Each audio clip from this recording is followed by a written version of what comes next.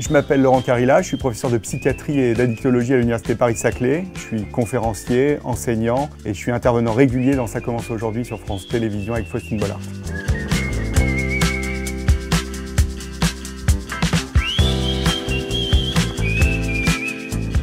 On n'est qu'une vie, j'ai choisi ce titre parce qu'il fallait que ça soit quelque chose d'évident pour moi et qui parle aux gens, surtout dans ce qu'on a vécu avec cette pandémie. Et dans ce livre, j'ai parlé de mes expériences personnelles, privées, professionnelles, de médecins, d'enseignants et de chercheurs.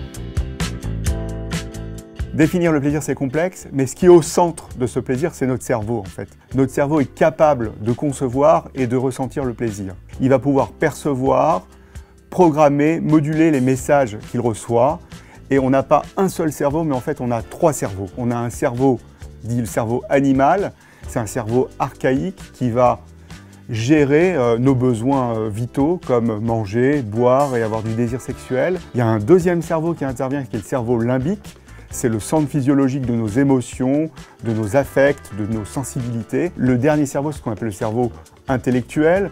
Il va prendre les éléments qui lui arrivent, il va les analyser et il va réagir de manière adaptée à ces situations. Et en fait, ce plaisir, c'est une immense autoroute dans le cerveau avec plein de messagers, plein de modulateurs qui vont nous permettre d'être bien. La pandémie, clairement, a altéré le plaisir. Elle a altéré notre échelle du plaisir. Ça, on en est sûr. Et ça a généré chez les gens du stress aigu. Il y a eu plus d'anxiété, plus de crises d'angoisse, plus de dépression, plus de troubles de sommeil et on a vu plus d'addictions émerger. Donc clairement, la pandémie a complètement déséquilibré l'échelle du plaisir et là on est en train tout doucement de la rééquilibrer. Alors comment reprendre du plaisir? C'est un sujet très vaste mais on l'aborde dans On n'a qu'une vie dans les différents chapitres en fait de ces expériences personnelles et professionnelles que je décris dans le livre. La première chose c'est ne pas aller vers le tout parfait. Il faut être plutôt dans le bien faire et dans le bien-être. Il faut réapprendre à moduler ses habitudes de vie, à changer un peu ses habitudes de vie et surtout à prendre des risques, sans se mettre en danger, mais à prendre des risques. Par exemple, on a envie de se faire plaisir en buvant un verre d'alcool. Oui, on va pouvoir le faire sans être forcément complètement ivre. On va garder à l'esprit que ce verre d'alcool peut nous faire du bien, mais on va moduler les choses en se disant je ne vais pas dépasser 2 verres lors d'une occasion.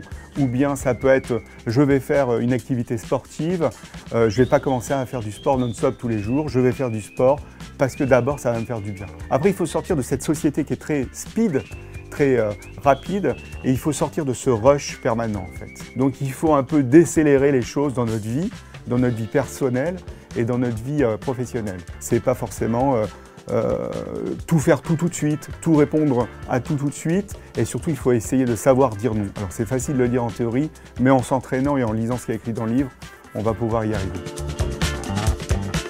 L'addiction, c'est une maladie en fait. C'est une maladie du plaisir, c'est une maladie de la récompense en fait. Tout est déséquilibré. Quand on consomme quelque chose qui nous fait plaisir, le cerveau lui l'enregistre. Ça s'appelle le renforcement positif, c'est-à-dire que tout ce qui nous fait plaisir, on va le recommencer. Prenez n'importe quel exemple personnel, chacun et chacune, vous verrez que tout ce qui vous fait super plaisir, vous le recommencez.